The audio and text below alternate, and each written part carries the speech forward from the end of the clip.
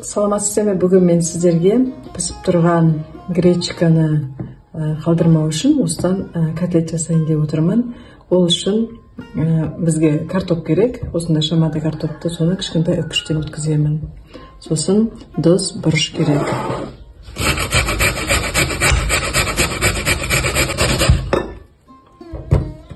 Осылай үстіне салып отырамыз.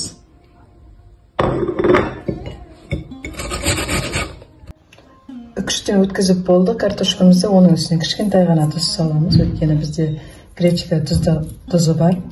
Сосын үстіне бұрыш саламыз. Бұрыш саламыз да жақсырақ араластырамыз.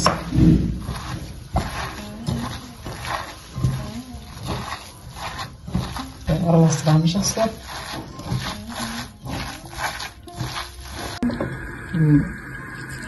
Жайлап қана табаға саламыз.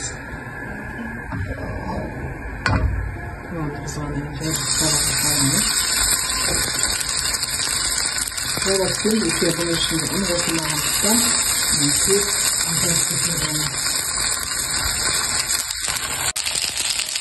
бір жағын көріп болдық, екінші жағына ауыстырып, осылай қорай береміз да. Содан кейін барып, бізде шамалы уақытта бетін жауып қоямыз, астын бұқтырамыз.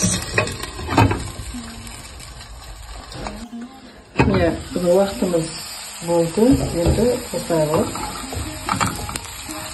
түсіріп аламыз. Дастарханға қоя беруге болады.